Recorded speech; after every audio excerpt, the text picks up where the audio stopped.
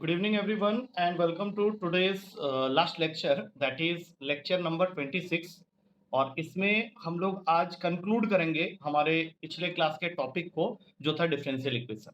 अगर हम लोग एक पिछले क्लास का छोटा सा रिकैप करें तो उसमें मैंने तुम लोग को ये बताया था कि डिफरेंशियल इक्वेशन होता क्या है, उसके अंदर से हम लोग ऑर्डर इन डिग्री कैसे फाइंड आउट करते हैं। और ऐसे क्वेश्चन हमेशा दो तरह के होते हैं, एक जिसमें तुमको डिफरेंशियल इक्वेशन पहले से गिवन होता है और उसके अंदर में वो या तो फ्रैक्शनल पावर छोड़ देता है या फिर नेगेटिव पावर छोड़ देता है। तो तुम्हें क्या करना है कि पहले फ्रैक्शनल पावर को हटाना है, जिसके लिए हमें उसकी स्क्वायरिंग या क्यूबिंग या डबल स्क्वायरिंग या डबल क्यूबिंग करने की जरूरत है, और उसके बाद उसका ऑर्डर और डिग्री निकालना है। और कभी-कभी वो क्या करेगा कि डिफरेंशियल इक्वेशन के अंदर नेगेटिव पावर छोड़ देगा, तो नेगेटिव पावर को भी रिमूव करना है और उसके बाद वहां से ऑर्डर एंड डिग्री निकालना है। तो एक तो वो क्वेश्चन होता है कि जिसमें differential equation with fractional power या नेगेटिव पावर वो तुम्हें दे देगा और वहां से तुमको वो ऑर्डर और डिग्री निकालने के लिए बोलेगा। लेकिन जो दूसरा टाइप होता है उसमें वो तुम्हें डिफरेंशियल इक्वेशन बोलेगा कि बनाओ और उसके बाद वहां से ऑर्डर एंड डिग्री को कैलकुलेट करो। तो इन सब के बारे में हमने पिछले वाले क्लास में बात की थी, which is coming under the category of formation of differential equation. अब आज का जो हमारा लेक्चर होगा that deals with solution of differential equation. Solution का मतलब ये हुआ कि अब तुम्हें डिफरेंशियल इक्वेशन बना बनाया दिया हुआ होगा, उसको तुम्हें क्या करना है, इंटीग्रेट करना है और वापस इक्वेशन में पहुंचाना है। और ऐसा करने के लिए जो सबसे पहला मेथड हम लोग यूज करेंगे, that method is known as variable separable method. अब जैसा कि नाम के अंदर में इसका काम मुझे दिख रहा है कि वेरिएबल सेपरेबल का मतलब है कि तुम्हारे पास में एक क्वेश्चन में फंक्शन होगा एक्स और वाई के टर्म्स में, either they are in the multiplication form or in the differential division form, और वो इक्वेटेड होंगे डीवाई बाई डी एक्स के साथ में। तो तुम्हें क्या करना है, y वाला जो भी फंक्शन है उसको लेफ्ट हैंड साइड में dy के साथ भेज देना है या सेपरेट कर देना है, और फंक्शन ऑफ x को dx के साथ राइट हैंड साइड में सेपरेट कर देना है, और उसके बाद दोनों साइड को इंटीग्रेशन करना है। तो ऐसा करने पे तुम्हें क्या होगा, दो नए फंक्शन मिल जाएंगे fy और fx के टर्म्स में प्लस c। और इस सॉल्यूशन को हम लोग बोलने वाले हैं जनरल सॉल्यूशन। लेकिन कुछ क्वेश्चन में क्या होता है कि वो इसके बियॉन्ड तुम्हें कैलकुलेट करने के लिए कह सकता है, और ऐसे क्वेश्चन में वो क्या करेगा, कुछ ना कुछ कंडीशन अटैच कर देगा। जैसे ये मैंने एक यहाँ पे कंडीशन लिख दिया है, और इस कंडीशन का मतलब होता है कि जब तुम x के जगह 0 डालोगे तो y की वैल्यू हो जाएगी -1। तो तुम्हें क्या करना है, इस कंडीशन को, ये जो तुम्हारा जनरल इक्वेशन आया हुआ है, वहां पे x और y की जगह में पुट कर देना है।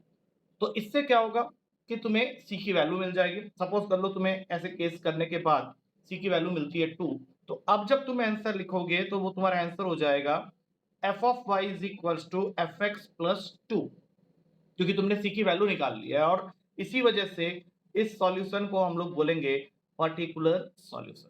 तो इस मेथड के अंदर जो मेन काम करना है वो यही है कि तुम्हारे क्वेश्चन को देख के तुम्हें उसके अंदर से जो भी फंक्शन ऑफ फाई है उसको लेफ्ट हैंड साइड में dy के साथ रखना है, और जो भी फंक्शन ऑफ x है उसको fx के साथ dx के साथ राइट हैंड साइड में रखना है। इंटीग्रेशन करना है, दो नए नए फंक्शन मिलेंगे, प्लस c के फॉर्म में छोड़ना है अगर क्वेश्चन में कोई अलग से कंडीशन नहीं दिया है।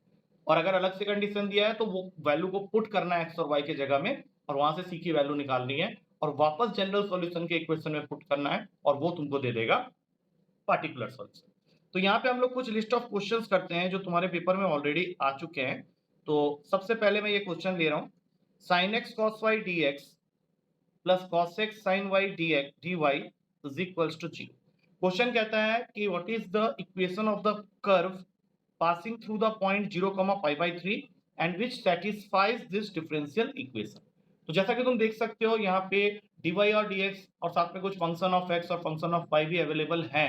तो इस क्वेश्चन को जब हम लोग स्टार्ट करेंगे तो सबसे पहले हम लोग dy को एक साइड में रख देंगे इक्वेशन के, और dx वाले जितने भी टर्म्स हैं dx के साथ जो भी अटैच है उसको राइट हैंड साइड में ट्रांसपोर्ट कर दिया।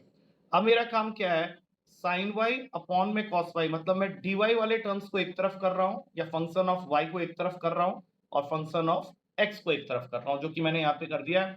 अब sin y by cos y होता है तुम्हारा tan y जो कि dy के साथ अटैच है, sin x by cos x होता है तुम्हारा tan x जो कि dx के साथ अटैच है। अब इस स्टेप में कर दो इसका इंटीग्रेशन। अब इंटीग्रेशन करते समय हम लोग पॉजिटिव वाला इंटीग्रेशन ले लेते हैं tan का, जो कि होता है log ऑफ sec। तो यहाँ पे tan y है तो log of sec y minus log modulus में log ऑफ sec x। अब दो टर्म्स ऑलरेडी लॉग में है, तो जो तुम्हारा कांस्टेंट होगा उसको तुम्हें लेना पड़ेगा लॉग के टर्म्स में, दैट इज लॉग सी। अब log of sec Y plus log of sec X को एक साइड में रख के लॉग सी यहां रख गया।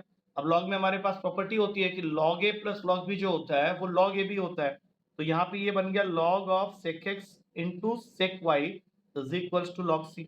अब दोनों साइड से लॉग लॉग कट कर दो, तो sec x into sec Y की वैल्यू हो गई सी। अब तुमको यहाँ पे देखना है कि तुम्हारे पास में एक इनिशियल कंडीशन भी था, तो इस कंडीशन को अगर मैं यहाँ पुट करता हूँ तो हमें सेक जीरो और सेक पाई बाई थ्री का प्रोडक्ट जो है वो सी की वैल्यू देगा, और सेक जीरो होता है 1, सेक पाई बाई थ्री होता है 2, तो सी की वैल्यू आ गई 2। अब जैसे ही 2 की वैल्यू आई सी के जगह में, तो उसको उठा के जनरल सॉल्यूशन में पुट कर दो, तो इससे तुम्हारा आंसर हो जाता है sec x into sec Y is equals to 2। अब अगर हम लोग ऑप्शंस देखें तो यहाँ पे ऑप्शंस में जो डी ऑप्शन है वहां पे ये आंसर तुम्हें मिल जाएगा, that is cos x into cos y is equals to 1/2। तो ये तो मैंने तुमको पूरा डिटेल्ड मेथड इसका बता दिया, लेकिन अगर मान लो तुम इस क्वेश्चन को जल्दी करना चाहते हो and you don't know much about integration and this variable separable, तो इसमें एक छोटा सा काम किया जा सकता है, बट 100% ये मेथड रिलायबल होगा एग्जाम हॉल में ये जरूरी नहीं। जैसे इस क्वेश्चन के जो ऑप्शन थे अगर उसके अकॉर्डिंग मैं देखूं तो जो मेथड मैं बताने जा रहा हूं वो हो सकता है कि काम कर जाए, क्योंकि इसका जो ऑप्शन नंबर ए था उसमें लिखा हुआ था cos x into cos y is equals to √3/2। तो बाकी सब कुछ छोड़ो, तुम्हारे पास में ये जो 0 और पाई बाई 3 की वैल्यू है, इसको अगर मैं यहाँ पे डालता हूँ तो cos 0 1 होता है और cos 60 हाफ होता है, तो ये ऑप्शन तो वैसे ही गलत हो गया। बी ऑप्शन में था अपने पास में sin x into sine Y is equals to √3/2। इसमें भी अगर मैं x की जगह 0 डाल देता हूँ तो ये पूरी वैल्यू 0 हो जाएगी, तो ये भी गलत था। सी ऑप्शन में था मेरे पास में sine X into sine Y is equals to half. अब जैसे मैं एक्स की जगह 0 डालूंगा तो ये भी 0 हो जाएगा, तो उस हिसाब से डी ऑप्शन को अगर मैं फर्स्ट स्टेप में सिर्फ वैल्यू डाल देता एक्स की जगह 0 और वाई की जगह पाई बाई 3, तो cos 0 होता है 1 और cos पाई बाई 3 60 डिग्री होता है हाफ, तो ये आंसर वहीं पे मिल जाता है। लेकिन पेपर में हो सकता है कि ऐसा करने पे दो ऑप्शन तुम्हारे सेटिस्फाई हो जाए, इसलिए तुमको मेथड के साथ थोड़ी सी दोस्ती करनी पड़ेगी। तो वो दोस्ती करवाने के लिए मैं एक दो क्वेश्चन और करवा देता हूँ। Let's take the second question. इस क्वेश्चन में तुम्हें दिया हुआ है dy by dx is equals to 1 plus X plus Y plus X Y, और इसमें कंडीशन दिया हुआ है कुछ इस तरह से, एंड आई होप ये तुम लोग पढ़ लोगे कि x की जगह अगर -1 डालते हैं तो y की वैल्यू हो जाती है 0। तो अब इस क्वेश्चन को हमें सॉल्व करके फाइंड आउट करना है कि आंसर क्या है। तो जब हम लोग स्टार्ट करेंगे तो ये क्वेश्चन में हमें पहले थोड़ा सा काम करना पड़ेगा, जैसे कि यहाँ पे दिख रहा है 1 प्लस एक्स में तो कुछ नहीं कर सकते, लेकिन ये जो आखिरी के दो टर्म्स हैं जहाँ पे लिखा हुआ है y प्लस एक्स वाई, वहां से y कॉमन ले लो, तो ये अंदर आ गया 1 प्लस एक्स। अब इन दोनों में अगर हम लोग कॉमन देखें तो 1 प्लस एक्स दोनों में कॉमन है, तो 1 प्लस एक्स कॉमन लेते ही 1 प्लस वाई दूसरी ब्रैकेट में आ जाएगा, और ये सारे के सारे इक्वेटेड है dy बाई डी के साथ में।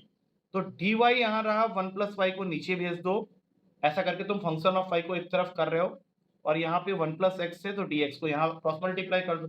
अब करो इसका इंटीग्रेशन, तो यहाँ से आंसर आ जाता है log का मॉडुलस का 1 प्लस वाई, ये 1 का इंटीग्रेशन देगा x, x का इंटीग्रेशन देगा x² 2, और ये रहा तुम्हारा c।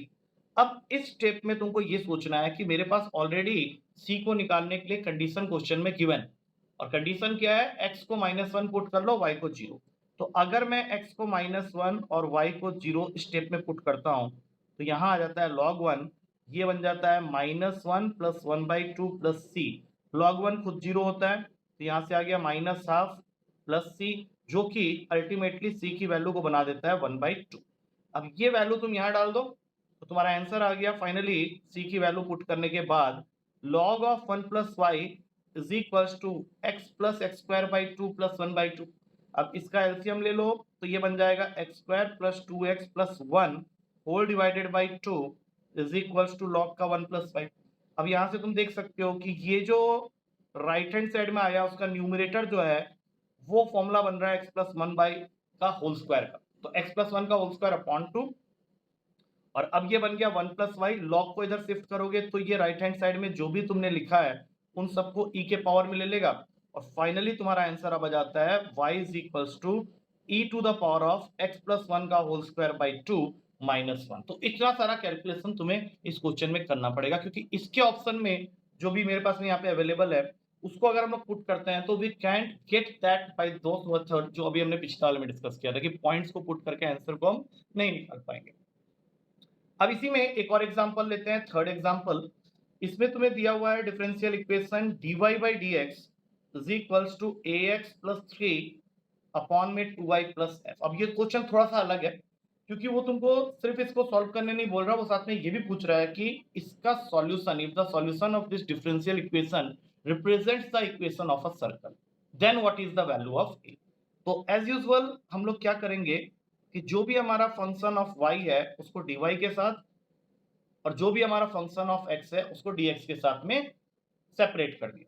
अब इंटीग्रेशन कर लो इसी स्टेप में, तो यहां से आएगा वाई स्क्वायर, यहां से आएगा एफ वाई, ये बन जाएगा ए एक्स स्क्वायर बाई 2 और ये बन जाएगा 3x। अब सारे टर्म को वहां शिफ्ट कर दो, ए एक्स स्क्वायर बाई 2 यहां से वाई स्क्वायर जाएगा तो minus y square plus 3x minus f y plus c is equals to 0। अब ये लिखने के बाद सोचो कि जो तुम्हारे सर्कल का सेकेंड डिग्री इक्वेशन होता है उसका स्टैंडर्ड फॉर्म होता है x square plus y square plus 2gx plus 2fy plus c is equals to 0। तो मैं ये इक्वेशन यहाँ क्यों लिख रहा हूँ, क्योंकि क्वेश्चन के फर्स्ट लाइन में ये बात लिखी हुई थी कि ये जो भी तुम्हारा आंसर है या ये जो भी तुम्हारा सॉल्यूशन है it should represent the solution of a circle, it should represent the equation of a circle. और सर्कल की इक्वेशन को पाने के लिए तुमको क्या करना पड़ेगा, एक्स स्क्वायर और वाई स्क्वायर के साइड वाले कोफिशिएंट्स को आपस में इक्वल करना पड़ेगा। तो यहाँ पे एक्स स्क्वायर का कोफिशिएंट है a/2 और यहाँ पे वाई स्क्वायर का कोफिशिएंट है -1, तो दोनों को इक्वेट करके जो तुम्हारा a का वैल्यू निकल के आया वो है -2। अब इसी तरह से नेक्स्ट क्वेश्चन की तरफ मूव करते हैं। यहाँ पे तुमको दिया हुआ है एक डिफरेंशियल इक्वेशन है 3e⁻x into 10y dx plus 1 plus e⁻x into sec square y dy is equals to 0 और तुम्हें इसको सॉल्व करना है। तो सीधी सी बात है, साफ दिख रहा है कि वेरिएबल सेपरेबल का क्वेश्चन है, तो जितने भी मेरे dy वाले टर्म्स के साथ में अटैच्ड वैल्यू हैं उनको मैं रख लेता हूं लेफ्ट हैंड साइड में और राइट हैंड साइड में उन वैल्यूज को शिफ्ट कर देता हूं जहां पे dx अटैच है। अब नेक्स्ट स्टेप में मुझे क्या करना है, जितने भी y वाले फंक्शंस हैं उनको रखना है dy के साथ और जितने भी कांस्टेंट या x वाले फंक्शन हैं उसको रखना है dx के साथ। अब यहाँ पे कर दो इंटीग्रेशन, तो -3 को मैंने पहली बार रख दिया बिकॉज दैट इज कांस्टेंट और इसका इंटीग्रेशन बहुत आसान है क्योंकि 10y को अगर मैं t ले लेता हूँ तो sec स्क्वायर y dy उसका डेरिवेटिव होता है वो dt बन के बैठ जाएगा और ये बन जाएगा whole integration of dt by t. Same उसी तरीके से 1 plus e to the power of x को सपोज मैं u ले लेता हूं तो इसका डेरिवेटिव होगा e की पावर x dx और ये बन गया du, तो यहां से ये आ गया -3 du अपॉन u। अब दोनों ही साइड में जो इंटीग्रेशन लग रहा है वो log का लग रहा है, तो यहाँ पे आ गया log t और उसकी वैल्यू है log 10y और यहाँ पे आ गया -3 log 1 प्लस ई की पावर x। देखो दोनों टर्म log में आ गए हैं तो कांस्टेंट जो होगा वो log c बन जाएगा। अब हम अपने सारे टर्म्स को एक तरफ कर लेते हैं कांस्टेंट को छोड़ के, तो ये log 10y plus 3 log 1 plus e की power x is equals to हो जाता है log c। अब log के प्रॉपर्टी के हिसाब से ये 3 पावर में चले जाएगा और ये दोनों मल्टीप्लाई हो जाएंगे, तो नेक्स्ट स्टेप हो गया log 10y multiplied with 1 plus e की पावर x का whole cube is equals to log c। अब दोनों साइड से log log उड़ा दो और ये आंसर तुमको ऑप्शन में दिख जाएगा। तो एक और क्वेश्चन ले लेते हैं इसी के ऊपर, उसके बाद सेकंड मेथड में चलेंगे। तो नेक्स्ट क्वेश्चन में तुमको दिया हुआ है 1 प्लस ई की power x into y into d y is equals to e की पावर x dx। तो बहुत ही सिंपल सा क्वेश्चन है, जितने भी y वाले टर्म्स हैं उसमें सिर्फ एक y है y dy और ये बन गया e की पावर में x प्लस 1 अपॉन ई की पावर x। मारो इंटीग्रेशन, इसका बन गया वाई स्क्वायर बाई 2 और इसमें 1 प्लस ई की पावर एक्स को अगर हम लोग टी ले लेते हैं तो ई की पावर एक्स डी एक्स तुम्हारा डी टी बन के आ रहा है, तो ये भी लॉग के टर्म्स में चले जाएगा डी टी अपॉन टी, मतलब आंसर हो गया y square by 2 log 1 plus e की पावर एक्स प्लस सी। अब यहां से अगर ऑप्शन तक पहुंचना है तो हम लोग ये 2 यहाँ शिफ्ट करेंगे और जैसे ही मैंने 2 को यहाँ शिफ्ट किया तो ये एक जाके 2c भी कर देगा यहाँ पे। अगर मैं इसको log c बना दूं तो ये पूरा का पूरा 2c हो गया। अब इसको पावर में ले लो log 1 प्लस ई की पावर x का होल स्क्वायर प्लस 2c, ये तुम्हारी वाई स्क्वायर की वैल्यू हो गई। तो इस तरह से हमने देखा कि किस तरह से 4 से 5 क्वेश्चन वेरिएबल सेपरेबल से हो गए। अब इसके बाद जो मेथड होता है सॉल्यूशन का, वो आइडेंटिफाई करना बहुत आसान होता है, बिकॉज उसका एक पार्टिकुलर फॉर्म होता है जिसका नाम होता है लीनियर डिफरेंशियल इक्वेशन। अब इसको आइडेंटिफाई करना क्यों आसान होता है, क्योंकि ये क्वेश्चन हमेशा एक पर्टिकुलर फॉर्म में तुमको मिलेंगे, और इसके बेसिकली दो फॉर्म होते हैं। एक होता है dy by d x plus v y equals to q, या तो क्वेश्चन इस फॉर्म में होगा, या फिर dx by d y plus p x is equals to q इसके फॉर्म में होगा। तो फॉर्म एक बार आइडेंटिफाई हो जाए तो सबसे पहला काम होता है कि यहां से IF की वैल्यू निकालो। IF stands for integrating factor. कई बार पेपर में ऐसे क्वेश्चन भी आते हैं जहां पे सिर्फ इंटीग्रेटिंग फैक्टर निकालने बोल रहा है, तो इसका फॉर्मूला होता है e के पावर में इंटीग्रेशन ऑफ p dx, और यहाँ पे उसके बाद जो रिक्वायर्ड सॉल्यूशन होता है वो होता है y into integrating factor is equals to whole integration of q into integrating factor with respect sorry dy plus c। अब ये जो सॉल्यूशन आया ये तुम्हारा जनरल सॉल्यूशन है। इसमें भी हो सकता है कि तुमको कोई कंडीशन वो अटैच कर दे, तो उसको हम लोग यहाँ पे पहले देखो इंटीग्रेशन हमें करना पड़ेगा। क्यू इंटू इंटीग्रेटिंग फैक्टर जो तुम करोगे वहां पे हो सकता है तुमको बाई पार्ट्स लगाने का मौका मिले, क्योंकि वो दो अलग अलग फंक्शन हो सकते हैं। तो उससे जो भी आंसर निकल के आएगा उसको हमने वहां पे लिखना है, और उसमें एक्स और वाई की वैल्यू पुट करके सी की वैल्यू निकालनी है, क्योंकि अभी जो सॉल्यूशन आया है that is your general solution. Same इसी तरीके से यहाँ पे इंटीग्रेटिंग फैक्टर निकालोगे e के पावर में इंटीग्रेशन ऑफ पी dx, और उसके बाद सीधा सॉल्यूशन लिखना है x into integrating factor is equals to whole integration of q into integrating factor with respect to dx plus c। तो ये भी तुम्हारा क्या निकल के आया है, जनरल सॉल्यूशन। सेम बात मैं यहाँ पे भी बोलूंगा कि यहाँ पे भी जो इंटीग्रेशन होगा उसमें हो सकता है तुमको बाई पार्ट्स लगाना पड़े। तो यहाँ कुछ एग्जांपल लेके हम लोग क्लियर करेंगे लीनियर डिफरेंशियल इक्वेशन को। तो इस लिस्ट में सबसे पहला एग्जांपल ले रहा हूं मैं, ये वाला क्वेश्चन। dy बाई dx की वैल्यू दे रखी है y upon plus y by x, dy by dx plus y by x is equals to e की पावर x। तो यहाँ से मुझे साफ दिख रहा है कि मेरा जो p है वो 1 बाई एक्स है और q है e की पावर x। तो जब मैं पहला स्टेप लगाऊंगा तो वो स्टेप होता है इंटीग्रेटिंग फैक्टर निकालने का। तो उसका फॉर्मूला होगा e की पावर में p dx, e के पावर में पी डी एक्स का इंटीग्रेशन, तो ये हो जाएगा e to the power of 1 by x d x. तो ये बन गया e to the power of log x, और जैसे ही तुमने यहाँ पे e to the power of log x लिखा तो log की प्रॉपर्टी होती है e के पावर में log n जो होता है वो हमेशा n के इक्वल होता है। तो ये पूरी वैल्यू हो गई x, मतलब इस स्टेप में तुमको इंटीग्रेटिंग फैक्टर की वैल्यू मिल गई x। अब तुम सीधा सॉल्यूशन लिखो x y into integrating factor is equals to whole integration of q into integrating factor with respect to dx का इंटीग्रेशन प्लस c।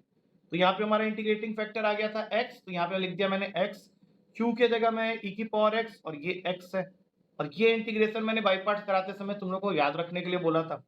तो वो इंटीग्रेशन क्या होता है, e की पावर में x into x minus one plus c। By chance तुम ये फॉर्मूला भूल जाते हो तो बाई पार्ट्स लगा के इसको तुम इंटीग्रेट करके भी ये आंसर निकाल सकते हो। तो ये जो भी मैंने भी आंसर निकाला है that is there in that option. तो एक और क्वेश्चन लेते हैं इसी पैटर्न में और उसको सॉल्व करते हैं। अब क्वेश्चन में तुमको दिया हुआ है dy by d x plus Y is equals to sine x. तो यहां से अगर हम निकाले तो p हो गया 1 और q हो गया sine x. Step number 1 integrating factor, तो वो हो जाएगा e के पावर में 1 dx का इंटीग्रेशन, और 1 का इंटीग्रेशन होता है x, तो इंटीग्रेटिंग फैक्टर आ गया e की पावर x। अब रिक्वायर्ड सॉल्यूशन जब लिखने जाएंगे तो फॉर्मूला होता है y into integrating factor is equals to whole integration of q into integrating factor with respect to dx plus c। तो तुम्हारा तो इंटीग्रेटिंग फैक्टर x आया हुआ है, तो ये हो गया y इंटू एक्स, और यहाँ पे आ जाएगा नहीं sorry e to the power of x, और यहाँ पे आ जाएगा e to the power of x into sine x d x plus c. तो फाइनल आंसर में ये भी मैंने वहां पे दिया था, e की पावर x साइन x का इंटीग्रेशन होता है e की पावर में x by two whole multiplied with sine x minus cos x plus c. अब ज्यादा से ज्यादा क्या करोगे, y की वैल्यू निकालने के लिए e की पावर x को डिवाइड कर दोगे राइट हैंड साइड के साथ, तो ये तो डिवाइड होके यहाँ पे बन जाएगा 1 by two sine x minus cos x, और ये बन जाएगा c इंटू ई की पावर में माइनस। तो ये तुम्हारा फाइनल आंसर आ गया। अच्छा, इसी में एक और क्वेश्चन ले लेते हैं, तीसरा क्वेश्चन रहेगा ये। इसमें दिया हुआ है dy by d x plus y upon x log x is equals to 1 by x. अब ये भी सिंपल है, इसमें भी तुम देख सकते हो कि p की वैल्यू आ गई है 1 बाई एक्स लॉग एक्स, और q की वैल्यू दे रखी है 1/x। तो पहला स्टेप इंटीग्रेटिंग फैक्टर, जिसका फॉर्मूला होता है e की पावर में इंटीग्रेशन ऑफ p dx, और p यहाँ पे क्या है तो वो है 1/x log x। इंटीग्रेशन सबको पता है, यहाँ पे log x का वैल्यू हम लोग को t लेना पड़ेगा, तो उससे ये 1/x dx dt बन के आ जाएगा। मतलब ये पूरा क्वेश्चन क्या हो गया, e के पावर में dt अपॉन में t, जो कि तुमको दे देगा log t, लेकिन तुमने t किसको माना हुआ है, log x को, तो e के पावर में log ऑफ log x, तो इंटीग्रेटिंग फैक्टर की वैल्यू आ गई सिर्फ log x। अब हम लोग जाएंगे सॉल्यूशन की तरफ। y इंटू इंटीग्रेटिंग फैक्टर मतलब log x is equals to q के जगह में है 1/x into log x dx plus c। अब यहाँ पे ये वाला पार्ट तो एज इट इज रहेगा, और इस इंटीग्रेशन को करने के लिए तुम सिंपली सब्स्टिट्यूशन रूल यूज कर लो, जिसके हिसाब से तुमको log x को पुट करना पड़ेगा t, और अगर तुमने log x को t पुट कर दिया तो log x का डेरिवेटिव करना पड़ेगा 1/x dx dt, जो कि क्वेश्चन में है। तो अब ये इंटीग्रेशन बन गया t dt का, और t dt का जो इंटीग्रेशन होता है वो होता है t²/2, और तुमने t किसको माना था, log x को, तो वो वैल्यू यहाँ पे वापस पुट कर दो, तो ये बन गया log x का whole square by 2 plus c is equals to y into log x. अब एक स्टेप और इसको आगे बढ़ाएंगे तो log x से डिवाइड कर देना पड़ेगा, तो ये बन जाएगा log x by 2 plus c log x के पावर में -1। तो इस तरह से हमने देखा कि किस तरह से दो मेथड्स हमने एक साथ लर्न किए हैं। अब तीसरा मेथड जो होता है वो थोड़ा सा लेंथी होता है, जिसको हम लोग होमोजेनियस इक्वेशन बोलते हैं। अब होमोजेनियस इक्वेशन के क्वेश्चन अगर पेपर में आते हैं तो it need some time to solve, क्योंकि उसमें तीन प्रोसेस होता है। होमोजेनियस इक्वेशन में सबसे पहले जब तुम dy/dx निकालोगे तो वो तुमको दो ऐसे फंक्शन दे देगा न्यूमरेटर और डिनोमिनेटर में जिनकी डिग्री सेम होगी। मतलब dy/dx तुमने निकाला तो यहाँ पे ऊपर में एक फंक्शन ऑफ xy आएगा, नीचे में भी फंक्शन ऑफ xy आएगा, और दोनों को होमोजेनियस हम लोग इसलिए बोल रहे हैं क्योंकि इनके जो डिग्री होंगे वो सेम होंगे। तो ऐसे क्वेश्चन को आगे बढ़ाने में थोड़ा सा तुम्हें टाइम देना पड़ेगा, क्योंकि वहां पे तुमको y को रिप्लेस करना पड़ेगा vx से, और एक बार तुमने y को vx से रिप्लेस किया तो वहां पे फिर dy/dx की जो वैल्यू होगी वो हो जाएगी v प्लस x dv/dx। इसका मतलब है कि अगले ही स्टेप में तुमको dy/dx लिखना है v प्लस x dv/dx, और अब यहाँ पे जब तुम y के जगह में vx डाल दोगे तो दो अलग अलग फंक्शन आ जाएंगे, लेकिन वो होंगे fx मतलब function of x and function of v के फॉर्म। तो फिर इस स्टेप में तुमको वेरिएबल सेपरेबल लगाना है, और वेरिएबल सेपरेबल जब भी लगाओगे तो क्या होगा, तुम्हारे पास में एक साइड में फंक्शन ऑफ v आ जाएंगे और एक साइड में फंक्शन ऑफ x आ जाएगा, और फिर तुम्हें उसका इंटीग्रेशन करना है। अब इंटीग्रेशन करने से क्या होगा, एक नया फंक्शन आ जाएगा फाइनली, जो कि v के फॉर्म में होगा, f of v is equal to f of x plus c। लेकिन तुमने स्टार्टिंग में y को तो vx लिया हुआ है, तो इस लास्ट स्टेप में फिर तुमको v को रिप्लेस करना पड़ेगा y/x से। तो ये जो इतने सारे प्रोसेस होंगे जिसकी वजह से इस क्वेश्चन का जो लेंथ होता है और जो टाइम इसके लिए रिक्वायर्ड होता है वो ज्यादा हो जाता है। और फिर अगर मान लो इसमें भी कुछ कंडीशंस दिए हुए हैं तो वो तुमको वहां पे पुट करना पड़ेगा। तो ऐसे क्वेश्चंस को थोड़ा सा अवॉइड करना होता है। अगर तुम्हारे पास में क्वेश्चंस और नहीं है तब इसको करो पेपर में, अदरवाइज स्किप दिस क्वेश्चन। लेकिन वेरिएबल सेपरेबल ज्यादा इंपॉर्टेंट है क्योंकि उससे हर साल क्वेश्चन आते हैं, and second important is linear differential equation. So I hope कि इस वीडियो में मैंने उन सारी बातों को टच करते हुए तुम लोग को वो सारे मेथड्स बता दिए हैं। And with this we come to the end of the 1 month long journey जो हमने किया है कैलकुलस के ऊपर में, वो इस वीडियो के साथ में आज खत्म होता है। I know you people have your paper on September 4th, so all the best to all of you। In videos से आपको बहुत फायदा होगा, so do let me know after the exam कि ये वीडियोस तुम लोगों को कितने हेल्पफुल रहे, those who are watching it on regular interval, क्योंकि I know कि ये वीडियोस मैं लास्ट 1 मंथ से रेगुलरली डाल रहा हूँ, and this is the 26th lecture. तो इन वीडियोस को कुछ बच्चों ने बहुत ध्यान से देखा है थ्रू आउट द मंथ, तो डेफिनेटली उन्होंने अगर अच्छे से इसको फॉलो किया है तो they will be getting help in the exam. And those who have not followed, so let it be. I will wish all the best for all of you. So just take care and give your best on Sunday's paper, and do let me know about your performance after the exam. So thank you to all of you and all the best to all of you. Take care.